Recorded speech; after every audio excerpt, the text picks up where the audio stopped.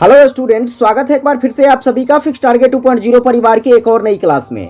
2023 में जितने भी स्टूडेंट मिथिला यूनिवर्सिटी से डिग्री पार्ट थर्ड का एग्जामिनेशंस दे रहे हैं और जिस स्टूडेंट का मेरे भाई हिस्ट्री ऑनर्स है, तो आज के इस क्लास में हिस्ट्री ऑनर्स पेपर नंबर 7 के हम क्वेश्चंस पेपर का रिव्यू करेंगे। और यहाँ पर आपको 10 ऑब्जेक्टिव क्वेश्चंस जो पूछा गया था उन सारे ऑब्जेक्टिव क्वेश्चंस का आंसर की डिस्कस करने वाले हैं। आप लोग मैच कर लीजिएगा कि आपने कितना ऑब्जेक्टिव सही करा है और कितना गलत करा है, आप हमें कॉमेंट करके जरूर बताइएगा। और साथ में दोस्तों, हमने जो आपको लॉन्ग टाइप क्वेश्चंस गेस करके दिया था उसमें से कितने क्वेश्चन सीधे सीधे आपके पेपर में छपे हैं और कितने क्वेश्चंस को घुमा फिरा कर पूछा गया है। मेरे भाई हिस्ट्री वालों के साथ तो पूरी नाइंसाफी हो रही है, ये तो आपको भी पता है।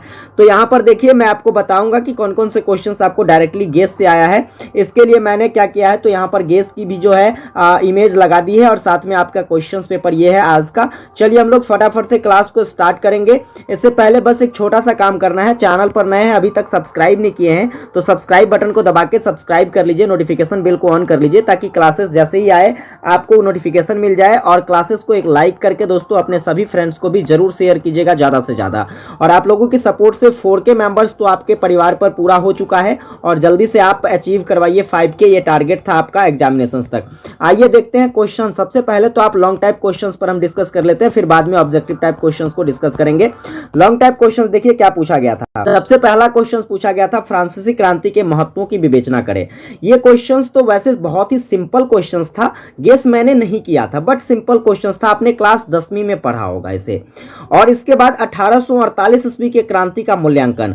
तो 1848 ईस्वी में कौन सी क्रांति, तो फ्रांसीसी क्रांति का ही यहां पर भी आपको मूल्यांकन करना था विशेष। आइए देखते हैं अगला जो है। देखिए ये क्वेश्चंस गेस से पूछा गया क्वेश्चंस था कि फ्रांसीसी क्रांति के साथ नेपोलियन के संबंध का आलोचनात्मक परीक्षण करें।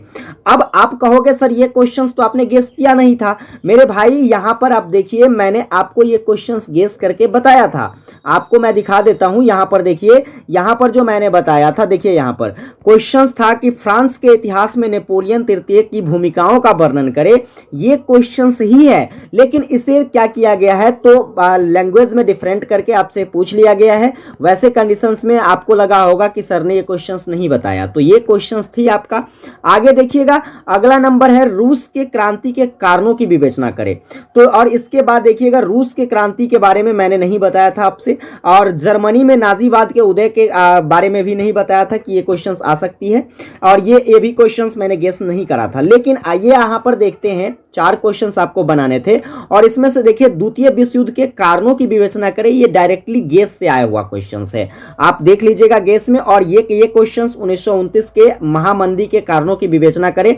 ये दोनों के दोनों क्वेश्चंस जो है आपको गेस से पूछा गया है। तो 4 क्वेश्चंस आपको बनाने थे, जिसमें से 3 क्वेश्चंस मेरे भाई आपको गेस से मिला है, एक क्वेश्चंस नहीं मिली है। मैं आपको डायरेक्टली बताता हूं कि एक क्वेश्चंस जो कि कुछ क्वेश्चंस यहां पर बहुत सिंपल पूछे गए थे, जैसे ये क्वेश्चंस हो गया, ये क्वेश्चंस हो गया, आपने आराम से कर लिया होगा क्वेश्चंस। आइए अब ऑब्जेक्टिव क्वेश्चंस पर बात करते हैं। तो देखिए सबसे पहला ऑब्जेक्टिव क्या पूछा गया था। ऑब्जेक्टिव क्वेश्चंस भी थोड़ा बहुत घुमाया है आप लोगों के लिए। देखिए क्वेश्चंस कहता है कि संयुक्त राज्य अमेरिका में स्वतंत्रता की घोषणा कब होती है। तो ये कब होता है, 1776 में, यानी कि 1776 ईस्वी में। ऑप्शन क्या है आपका, तीसरा नंबर ऑप्शन यहां पर क्या हो जाएगा, सही हो जाएगा। नेक्स्ट क्वेश्चंस देखिएगा, कहता है बोस्टन टी पार्टी की घटना कब होती है। तो बोस्टन टी पार्टी की घटना जो है ये कब होती है मेरे भाई, याद रखिएगा 16 दिसंबर 1773 ईस्वी को होती है, यानी कि ऑप्शन आपका क्या हो जाएगा, पहला सही हो जाएगा। नेक्स्ट बढ़ेंगे, देखिएगा अगला क्वेश्चन कहता है कि समानता, स्वतंत्रता एवं बंधुता का नारा जो है यह किससे संबंधित है। तो ये फ्रांस की क्रांति से संबंधित है, फ्रेंच रेवोल्यूशन से संबंधित है। ऑप्शन नंबर पहला सही हो जाएगा। नेक्स्ट क्वेश्चन पर बढ़ेंगे। अगला क्वेश्चन है पुरुष एवं नागरिक अधिकार घोषणा पत्र की घोषणा कब होती है। तो सिंपली याद रखिएगा यह कब होती है, तो फ्रांस की क्रांति के समय में होती है। ऑप्शन नंबर पहला सही हो जाएगा। आगे बढ़ेंगे, देखिएगा ये बहुत ही लंबा क्वेश्चन आपसे पूछ लिया गया था। क्वेश्चन कहता है कि यह किसने कहा था, मेरी बड़ाई इसमें नहीं कि मैं 40 जंगें जीती, क्योंकि मेरा तमाम जीतों की स्मृति वाटरलू के जंग में हुई हार मिटा देगी। लेकिन जो बात कभी भी नहीं भुलाई जा सकती वह है मेरी कानून संहिता। ऐसा किसके द्वारा कहा गया था? तो सिंपली ये नेपोलियन बोनापार्ट के द्वारा कहा गया था और इसका जो सही आंसर हो जाएगा ऑप्शन नंबर तीसरा हो जाएगा, नेपोलियन। आगे बढ़ेंगे, अगला क्वेश्चन देखिएगा क्या कहता है, किसने जर्मनी के सत्यापन में प्रमुख भूमिका निभाई? तो दोस्तों बिस्मार्क के द्वारा जो है जर्मनी के सत्यापन में महत्वपूर्ण भूमिका निभाई गई थी। आगे देखिएगा अगला क्वेश्चन, बहुत ही सुंदर सा क्वेश्चन है, पेरिस शांति सम्मेलन कब होता है? तो ये 1919 ईस्वी में पेरिस शांति सम्मेलन होता है। तीसरा ऑप्शन सही हो जाएगा। इसके बाद अगला क्वेश्चन है कि फांसीवाद विचारधारा का उदय किस देश में हुआ था? तो ये मेरे भाई इटली में हुआ था। दूसरा ऑप्शन सही हो जाएगा इसका। आगे बढ़ेंगे, देखिएगा अगला क्वेश्चन है, संयुक्त राष्ट्र संघ की स्थापना कब होती है? तो 24 अक्टूबर 1945 को होता है, यानी कि ऑप्शन नंबर इसका क्या हो जाएगा? दूसरा सही हो जाएगा। आगे देखेंगे जो कि आखिरी ऑब्जेक्टिव क्वेश्चन है, क्वेश्चन कहता है मिखाइल क्या कहते हैं गोर्बाचेव किस देश का नेता था? तो मिखाइल गोर्बाचेव जो है इसका संबंध रसिया से है, रूस से है, रूस के नेता थे।